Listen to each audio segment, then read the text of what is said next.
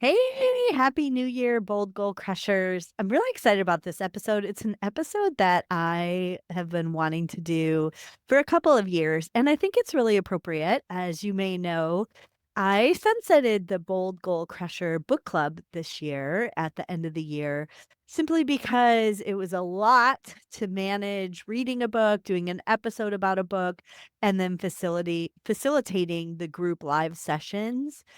It was a lot, it was fun, and people started not to show up to the live sessions. So I unfortunately made the tough decision to sunset the book club. But rest assured, I am still going to be reading and delivering content through the podcast about great books that I have read and you should read. In fact, if you're watching on YouTube, I have a whole slew of books over here stacked up in order of what I will be reading this year. So more about that. So you can still sign up for the book club online, saramayer.com/book club, and you will see what I am reading and you will get notified about the books that I am reading and sharing on the podcast. So in effect, there still is a book club. There just will not be live sessions. All right. So if you are, because everyone's busy, the drill. So if you're like new here, welcome to the Bold Goal Crusher podcast.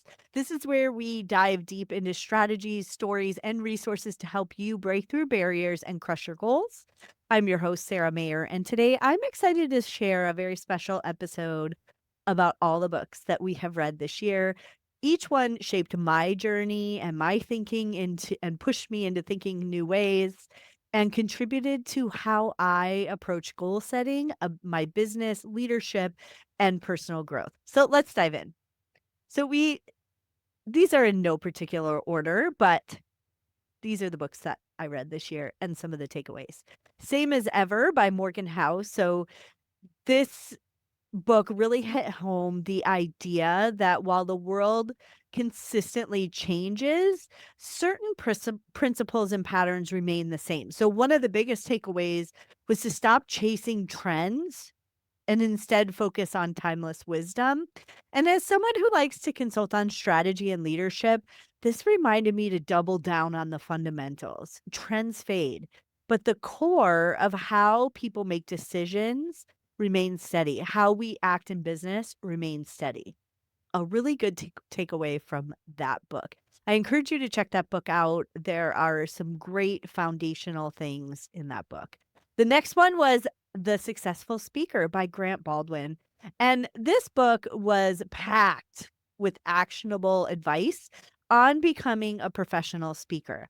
What I loved was his step-by-step system for launching a speaking career, from finding gigs to crafting your talk. And a huge takeaway was the importance of niching down and positioning yourself as an expert in one area. So it's been invaluable in refining my approach to speaking engagements, both virtually facilitating workshops and in person.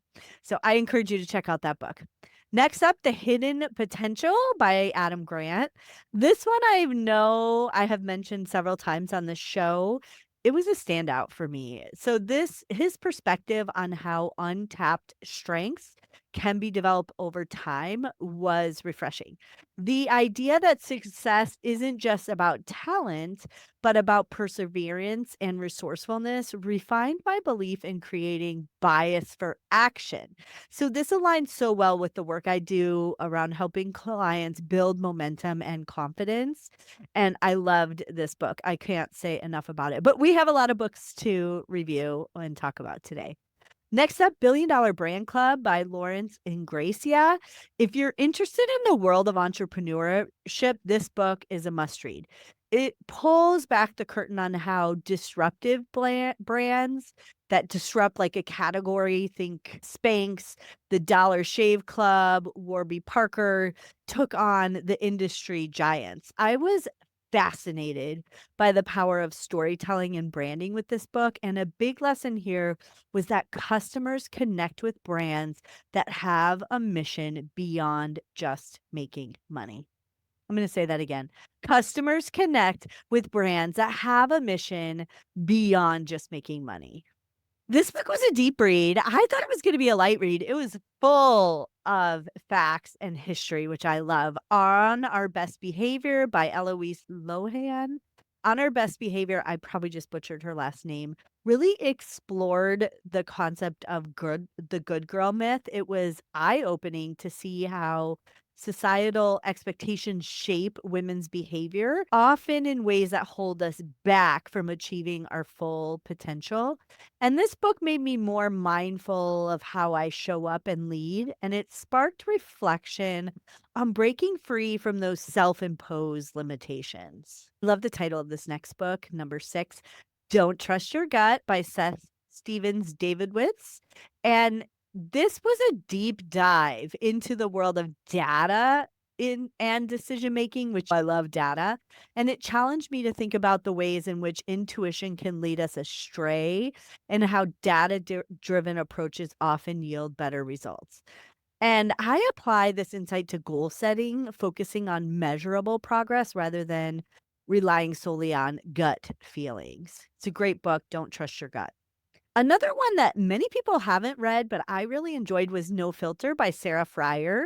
So this tells the story of how Instagram rose to the top in its impact on society. And it was a fascinating look at the intersection of technology and culture. So one lesson I took away was the importance of adaptability in business. Instagram's constant evolution to meet users' needs was a reminder to stay flexible and responsive in our own ventures. It was a fascinating read of the history of Instagram. Worthy. Oh, Jamie Kern Lima. Oh, was all this book Worthy was all about overcoming that self-doubt and embracing your worth. This book really felt personal. And the biggest lesson, stop waiting for permission to pursue what you're meant to do. Jamie's journey reinforced the idea that self-worth is non-negotiable, and I've been more intent about sharing that message with clients and friends. Definitely pick that book up. One of the first books we read in the year was Your Best Year Ever by Michael Hyatt. This is a mic drop. It is a practical guide to goal setting. As someone who speaks and works with high achievers, I appreciate Hyatt's structured approach to mapping out goals and tracking progress. The concept of identifying key motivators and addressing limiting beliefs has shaped how I structure both my personal and professional goals. We read the book Be Seen by Jen Gottlieb. She focused on personal branding and visibility, and I love the emphasis on authenticity.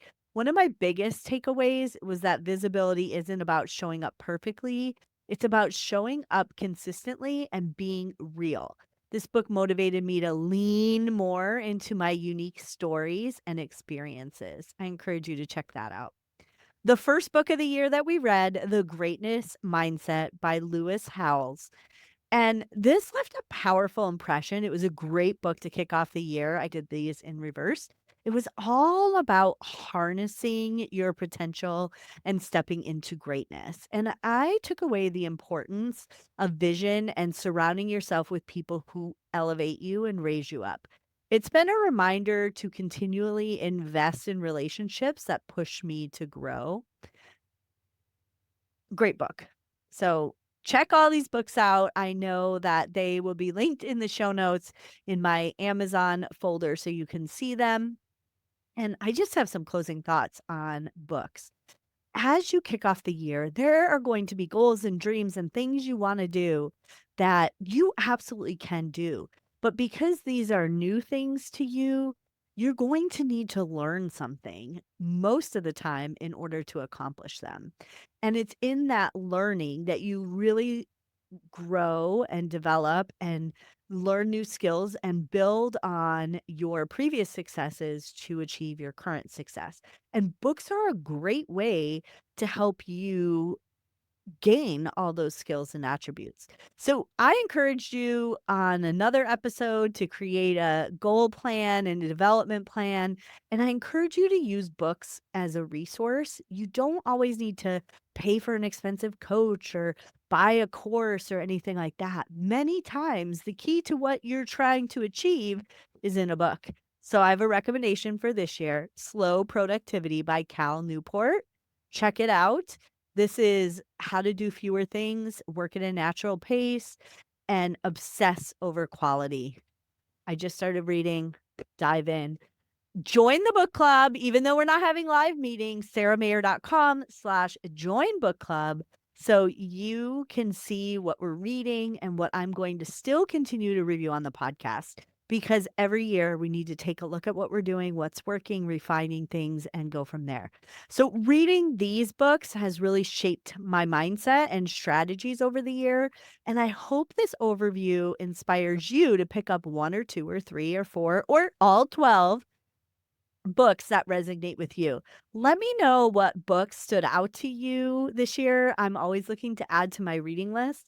And as always, thank you for tuning in to the Bold Goal Crusher podcast. If you enjoyed this episode, smash that subscribe button and please rate and review. Until next time, keep crushing those goals.